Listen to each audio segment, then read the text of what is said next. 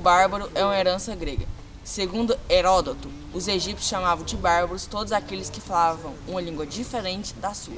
Em grego, bárbaro significava todos aqueles que tinham uma cultura diferente da deles, ou seja, língua, costumes e civilização. A concepção de bárbaro foi adotada pelos romanos. Para os bárbaros, os estrangeiros como os romanos, gregos e egípcios eram chamados de outros. O termo bárbaro, relacionado com um cara grosseiro, hostil e bruto, liga-se à noção das diferenças fundamentais entre povos distintos. Os bárbaros, até recentemente, eram estudados apenas pela sua rivalidade com o Império Romano, e isso tirava sua individualidade, como a sua agricultura própria.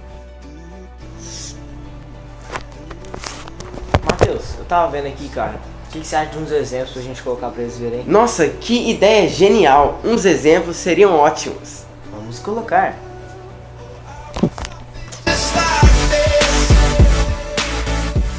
Falei que não! Você tem algum problema de cabeça, seu retardado? Senhora, eu quero que você traga o seu filho. Cala a boca, você não tem nada a ver com isso!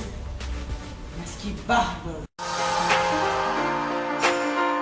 A origem dos germanos é incerta. Basicamente, existem 3 hipóteses sobre eles. Acredita que os germanos sejam indo-europeus, vindos da Rússia.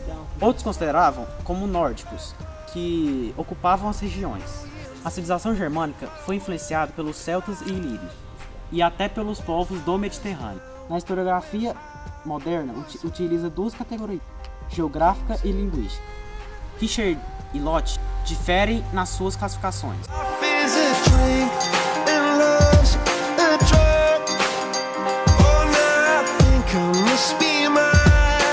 Lott opta por uma bipartição, que são germanos ocidentais, setentrionais e orientais.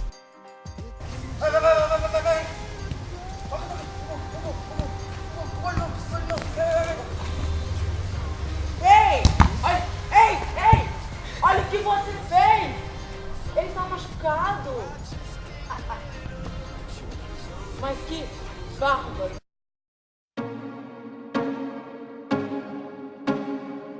Os bárbaros é dividido dentre 5 aspectos. Dentre eles estão os religiosos, os econômicos, sociais, culturais e políticos. Os aspectos sociais. Sua vida social estava centrada na tribo, no clã, na família e na comunidade, em que o indivíduo encontrava suas razões de ser.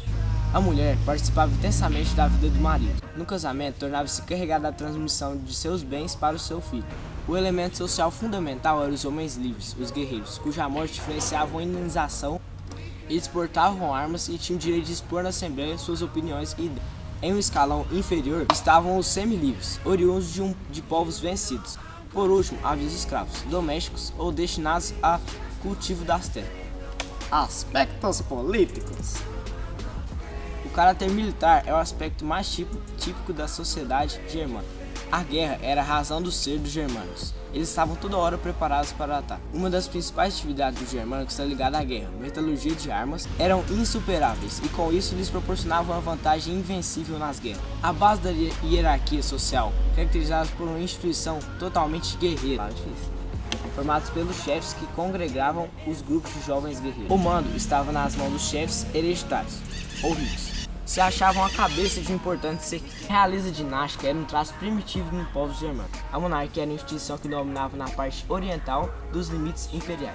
Aspectos econômicos. Os germanos eram guerreiros e camponeses. Haviam guerras frequentemente, com o objetivo de conquistar novas terras, conquistar mão de obra servil. Os germanos viviam da pecuária e da agricultura. Eles viviam da pesca e da caça também. E dali tiravam os meios de sua habitação e vestimento. Eles tinham uma técnica apurada, em que empregava o endurecimento do aço pelo azote. Apesar da penetração de moedas romanas em grande quantidade, eles não foram utilizantes das mesmas, pois para a troca, o padrão ainda era o gado, ou as barras ou as argolas de metais preciosos. Aspecto religioso. Os germânicos não tinham casta sacerdotal. As mulheres tinham um papel importante, como profetisas ou mágicas. Os germanos adoravam a natureza e as suas forças, que atuavam como um campo de batalha. O espírito guerreiro desse povo não poderia faltar em suas religiões. A religião germânica é caracterizada por 4 elementos: o caráter escatológico, o pensamento fatalista, o espírito bélico e uma crença em uma vida após a morte. Aspecto cultural. A produção artística e cultural do germânico estava profundamente interligada ao seu espírito guerreiro. Pô, vai atrás da bola! Você é mulher, você tem que me respeitar! Eu sou o homem dessa casa! Seu pedaço de gente que só serve pra me respeitar! Mas que bárbaro!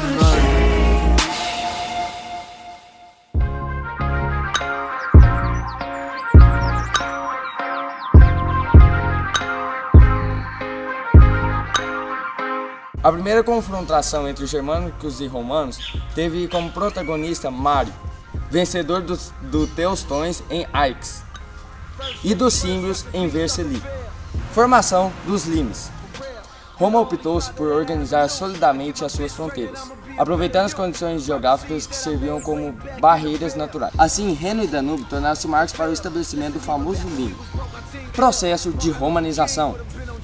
4 pontos rediziam a base desse processo: as relações dos chefes germânicos com Roma, a integração dos bárbaros nas legiões romanas, contatos econômicos entre Roma e Germânia e também os tratados de ajuda militar. Os bárbaros e as legiões romanas. A penetração dos bárbaros no exército imperial verificou-se em 4 momentos, de forma esporádica e de forma permanente, por províncias inteiras. Primeiro momento: importância econômico-militar dos limes. Os limes não eram uma muralha contínua, mas um amplo caminho, em que há intervalos regulares. A necessidade de soldados por parte de Roma gerou uma infiltração por parte dos germanos nos limes. Tratados de ajuda militar.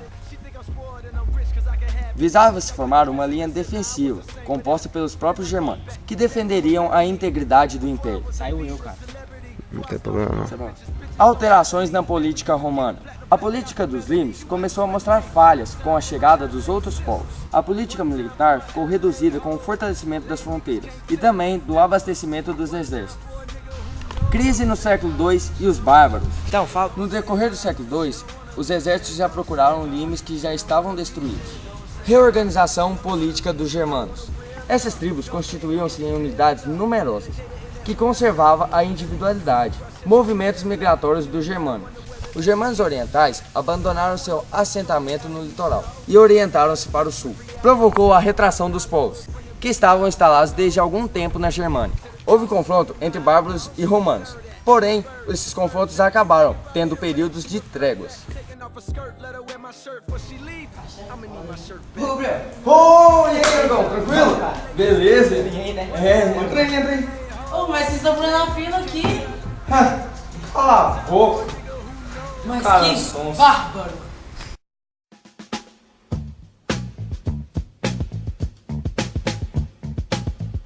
As grandes invasões germânicas do século V.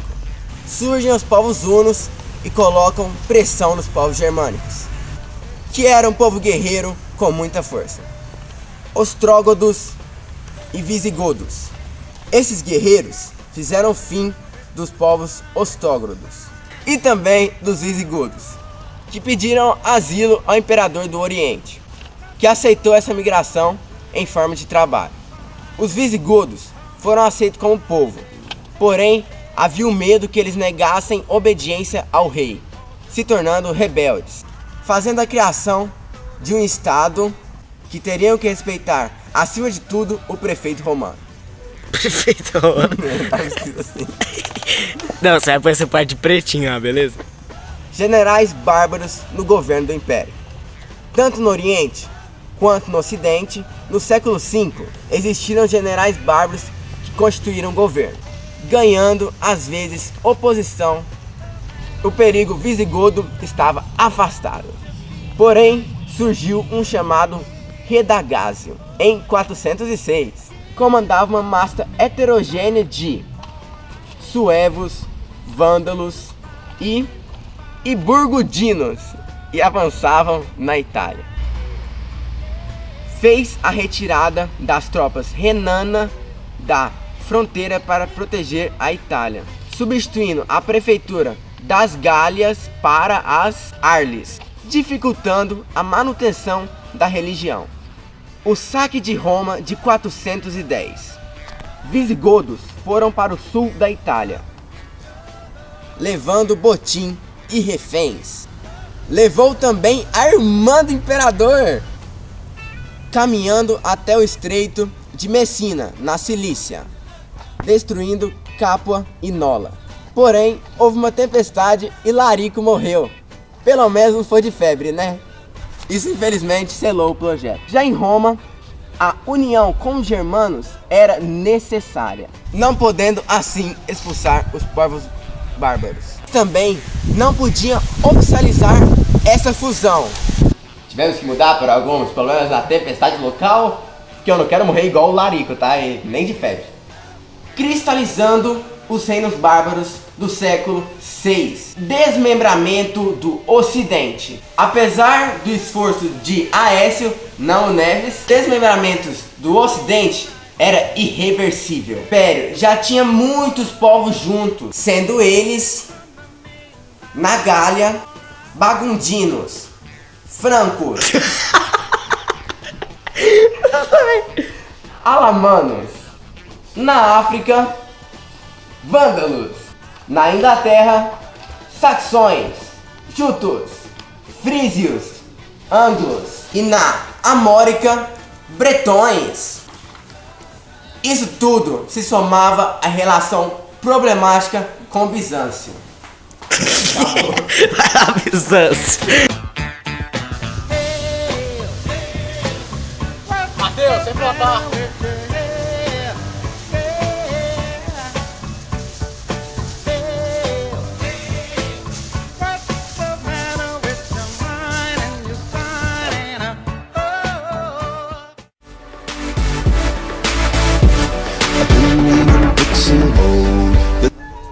Os germanos, que são os povos bárbaros, foram se instalando nas províncias do Império e consequentemente, sofreram um processo de romantização. O latim foi um grande fator de aproximação, já que era uma língua administrativa, em que eles redigiam as leis. Lott fixou 5 categorias de povos: germanos, eslavos, escandinavos, turcos e mongóis, árabes e mouros. Em vista da amplitude do tema povos bárbaros, optou-se por estudar mais os germanos, devido à sua importância para o começo da sociedade europeia. A conversão dos povos germânicos para o catolicismo contribuiu para a fusão entre eles e os romanos. Os reinos germânicos da Inglaterra foram pequenos em relação ao território e ao poder, e foram grandes no número de habitantes. Acredita-se que consolidaram mais 7 reinos entre o século VII e o VI, e mais tarde sofreram com as invasões escandinavas e dinamarquesas.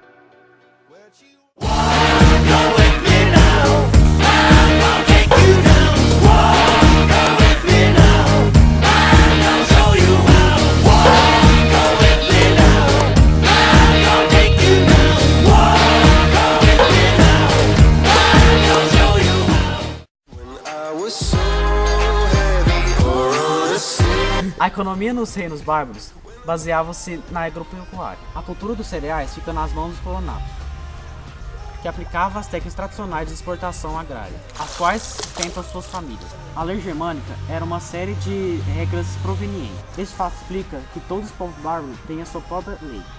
Tropas bizantinas instalaram no Ocidente e foram centros ativos de difusão da cultura clássica e oriental e do próprio Código do Direito dos Romanos, reorganizado pelo imperador Justiniano. Um pauzinho, um V é 6? 4. 4, né? Cultura clássica e igrejas no século 4 e 5. Época de crise e invasões, a igreja formou aos poucos, dentro do império, uma espécie de sociedade autônoma. Se apropriaram da função de defender os direitos dos cidadãos.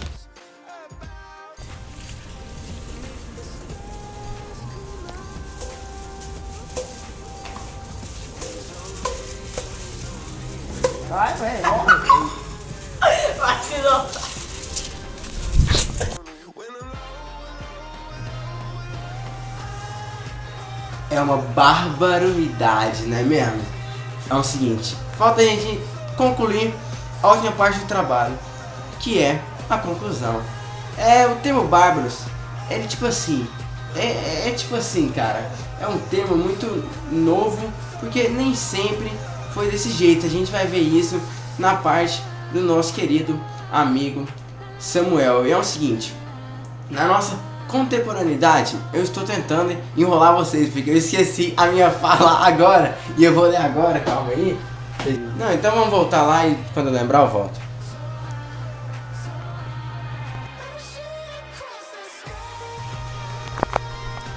Lembrei aqui, galera. Esqueci de novo.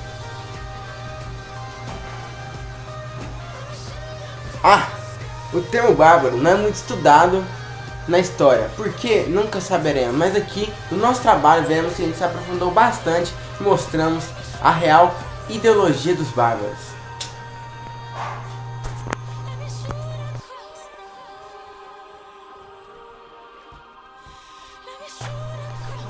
Gente, complementando aqui que o Matheus esqueceu, né, como sempre ele esqueceu, o termo bárbaro nos tempos de hoje, ele é usado como um termo pejorativo, como a gente viu aí nos nossos exemplos. Vocês podem conferir aí nos nossos exemplos.